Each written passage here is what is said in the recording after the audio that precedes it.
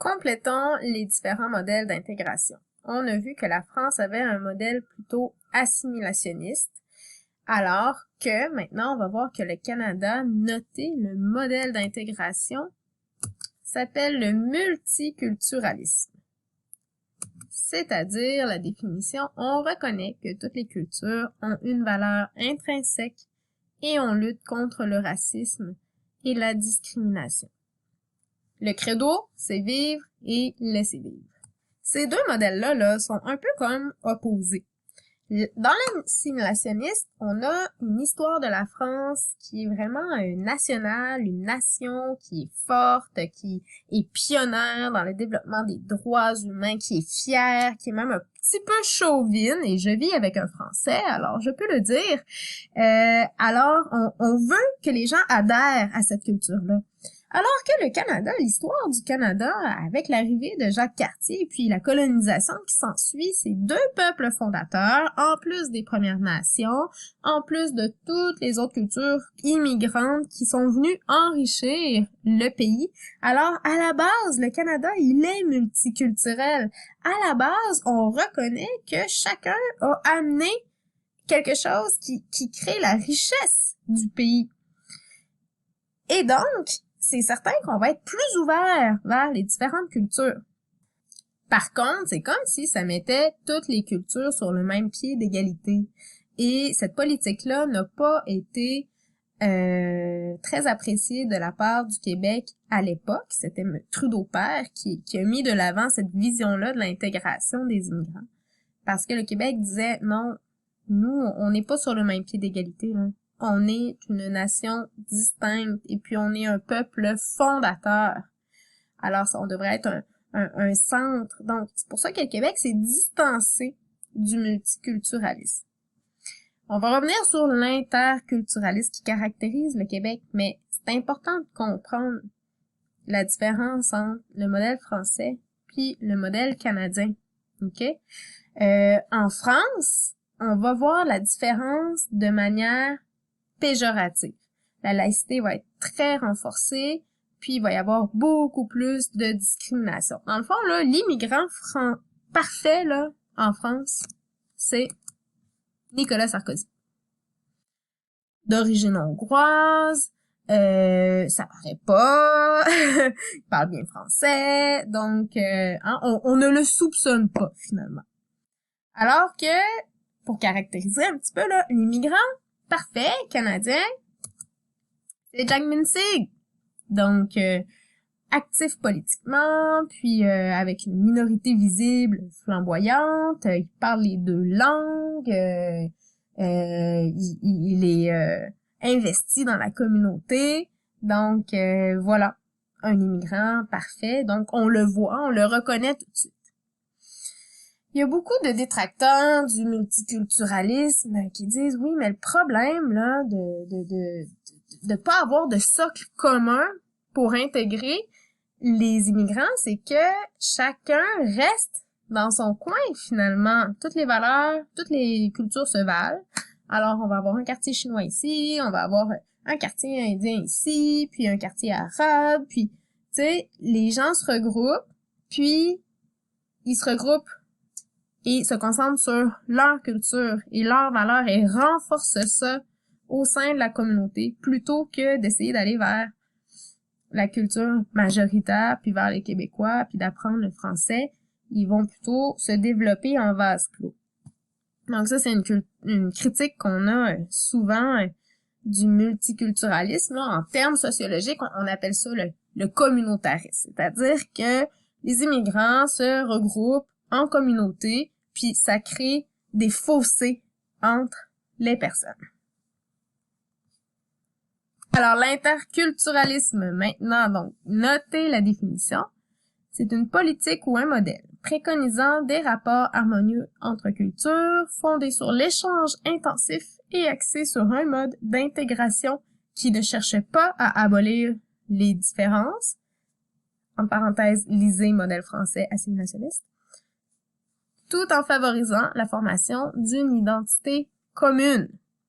Alors, on va vraiment axer ça sur le français, puis la culture québécoise, comme on l'avait abordé avec la venue là, du nouveau test sur les valeurs québécoises. OK?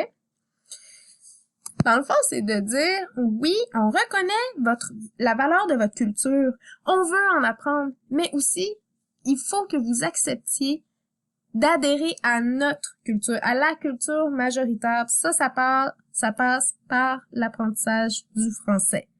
OK? Alors, c'est toutes les valeurs se valent, comme le multiculturalisme, mais on veut que vous assimiliez, un petit peu comme le modèle français, la valeur la culture majoritaire. Comment faire ça? On reconnaît les différentes cultures, par exemple, avec la Semaine québécoise des rencontres interculturelles. Aussi, grâce aux accommodements raisonnables.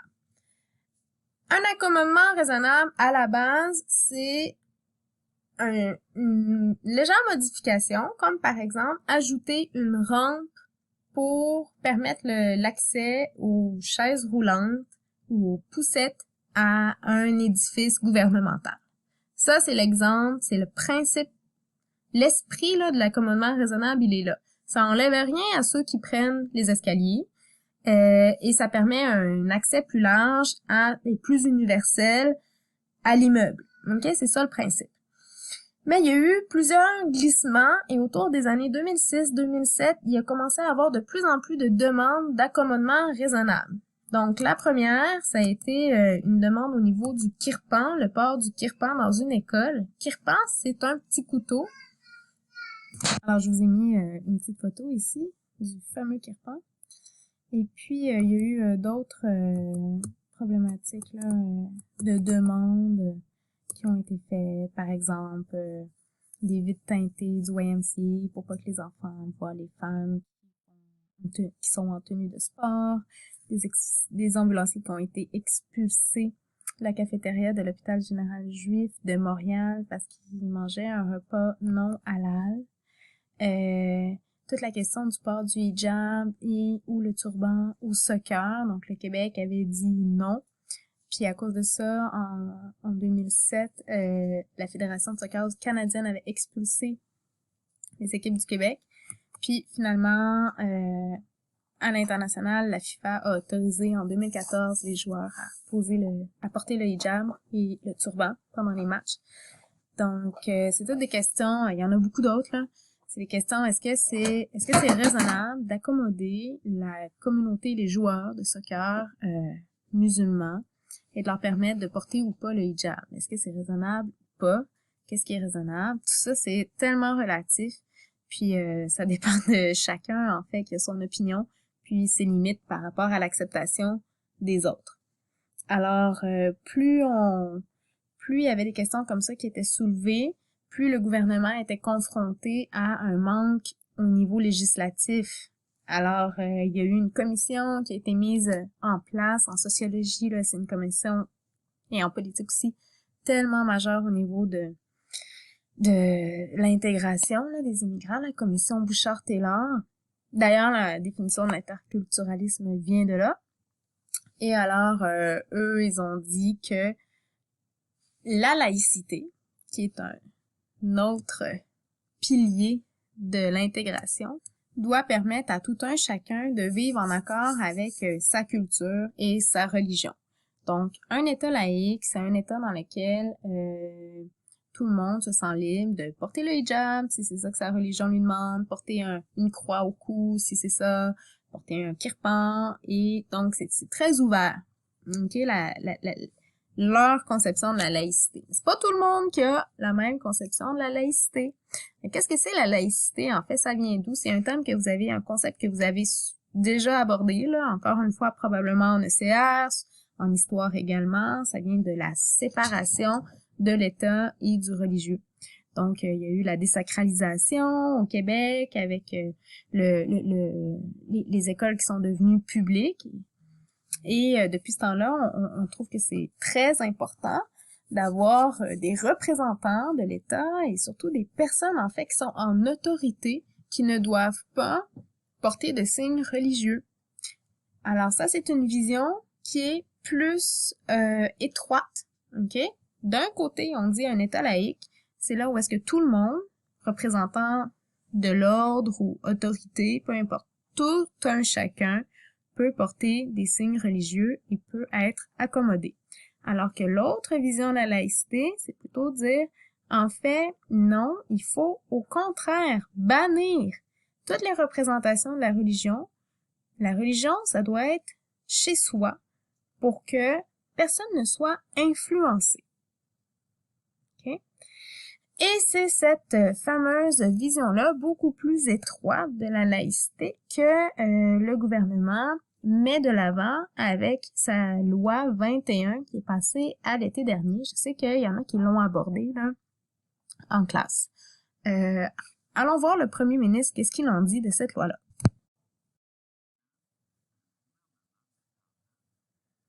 Il est temps que le gouvernement mette en place des règles claires.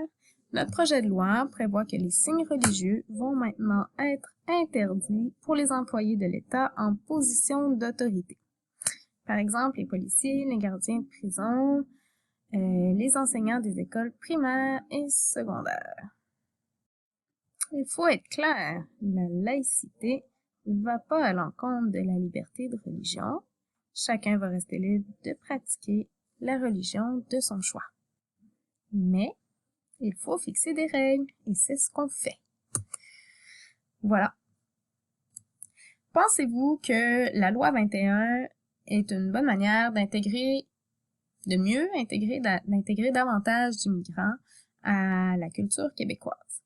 Certains vont dire oui, la laïcité, c'est un pilier de la culture québécoise. On a enlevé le voile chez les femmes catholiques il y a de ça 50, 60, 70 ans. Pour nous, une femme voilée, ça va à l'encontre de l'égalité homme-femme, à l'encontre des valeurs féministes. On refuse ça et on veut pas que nos enfants, en fond, puissent être interpellés ou influencés par des personnes qui seraient en autorité et qu'ils aiment beaucoup, comme par exemple leur éducatrice ou leur enseignante.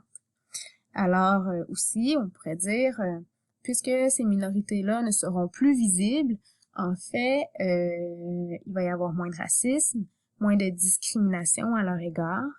Donc, en gardant tout ce qui est la sphère religieuse à la maison, ça limite en fait les confrontations qu'il peut y avoir au sein du public. Il y en a d'autres qui vont dire non.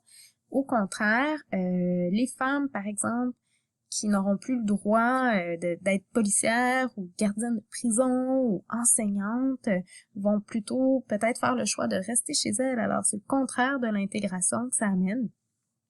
Et une vraie intégration, c'est d'accepter l'autre tel qu'il est.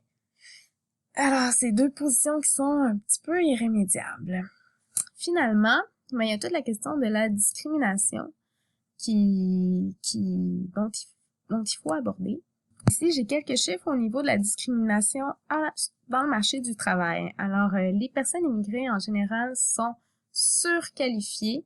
Donc, 2 personnes sur 4 occupent un emploi pour lequel elles sont surqualifiées. Ça se produit plus chez les femmes que chez les hommes. 59%, c'est le taux de surqualification chez les 25 à 54%. Les immigrants ont un taux de chômage de 10% pour ceux qui sont arrivés il y a moins de 5 ans. Et donc demeure le taux de chômage le plus élevé alors qu'il était autour de 7% pour la population en général.